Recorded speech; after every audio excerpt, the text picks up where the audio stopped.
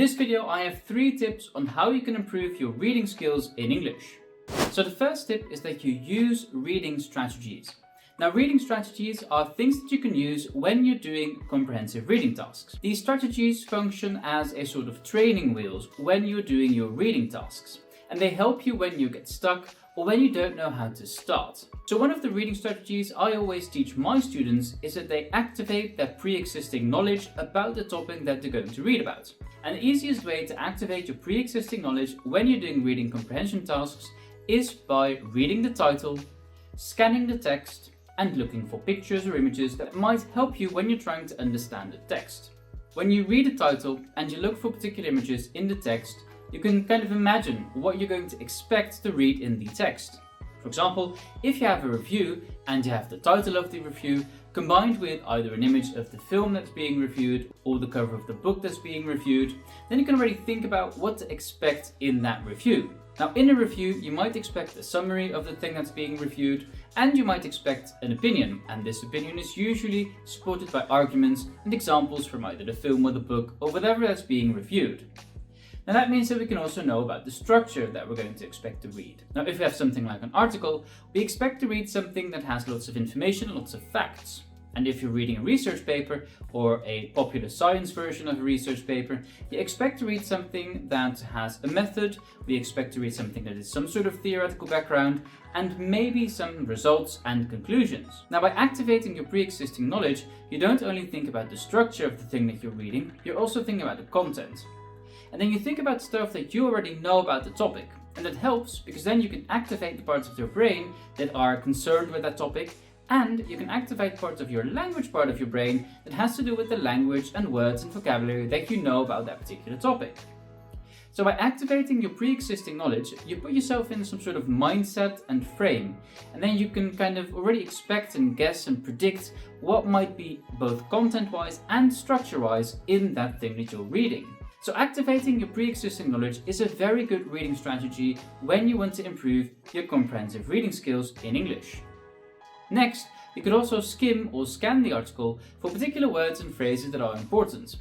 Usually, we can find these words because they appear often, or they appear at the beginning of sentences or at the beginning of paragraphs. Now remember, usually we can find the most important information within a paragraph either at the beginning or at the end. We have, of course, a topic sentence, that's the most important sentence of a paragraph, and sometimes paragraphs end with a concluding sentence. So by reading the first and final sentence of a paragraph, you can read a paragraph without really diving into the details and still get the most important information from the paragraph.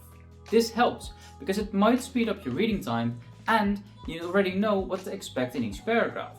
Sometimes, when doing reading comprehension tasks, you might be asked to indicate in which paragraph a particular element of the text appears, or maybe in which paragraph the author says a particular thing. By reading the first and final sentence of each paragraph, you can kind of figure out what each paragraph covers, and that will make it easier when answering those particular questions. Now, here's another strategy that you might use when doing reading comprehension tasks.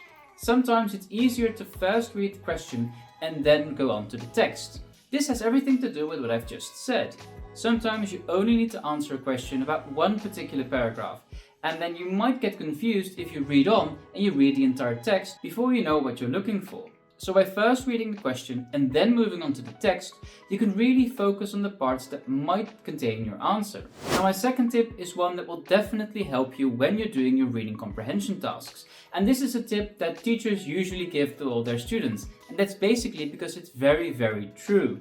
When you want to improve your reading comprehension skills in English, you really need to enlarge your vocabulary. But you want to enlarge your vocabulary effectively. This means that you're not going to study vocabulary at random, but you're going to learn specific vocabulary that might help you when you're doing reading comprehension tasks. The thing that you really want to study while you're doing this are things like linking words or linkers or connectors or whatever you call them. Linking words or linking phrases or connectors are words or phrases that authors use to link parts of paragraphs or parts of the text together. So words like however, although, nevertheless, to wit, since, those kinds of words are very useful because authors use them to indicate how things within a text link together. So if you're looking for something that contradicts each other, you might want to be looking for words like however. And understanding and knowing these linking words will definitely help you when you're doing reading comprehension tasks. So again, instead of randomly studying vocabulary, try to enlarge your vocabulary effectively. And if you're looking for some tips on how to improve your vocabulary in English, check out my linked video on how to do this. Now my third tip is very obvious, but I really wanted to put it in there because I think it's very important. When you're trying to improve your reading comprehension skills in English, you really must read more. Now this sounds very obvious, but there's one distinction I want to make. I want to explain the difference between intensive reading and extensive reading. Intensive reading is the reading that you do when you're doing reading comprehension tasks. So when you're trying to read, find information, when you're trying to read because you're studying something, or because you have a particular purpose for reading a particular text. Extensive reading is none of this and is just reading for fun. Now, reading for fun sounds a bit boring and not very useful, but it actually is, as researchers found that people who read a lot extensively are also people who are very good at intensive reading tasks. Now, the good thing about extensive reading is that when you're reading extensively, you can read whatever you like. It can be something very simple or not very difficult, or it can be something that you really enjoy. You don't have to read very difficult novels when you're reading extensively. You can read whatever you like.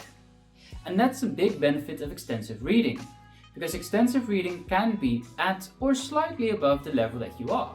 The good thing of extensive reading is that even though it might be simple for you, you know nearly all the words in the text, you might still come across some chunks or conventionalized ways of saying things or vocabulary that you weren't familiar with before you started to read.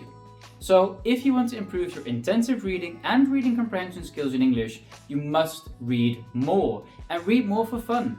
Find your favorite novel, read it several times, find sequels or prequels, and make sure that you're reading as much as you can. Now here's a tip. I think that you can even listen to audiobooks when you're trying to read extensively. Now stay tuned for one of my next videos, because I'm going to figure out whether audiobooks have the same effect as regular novels. So in the end, the same doctrine will matter.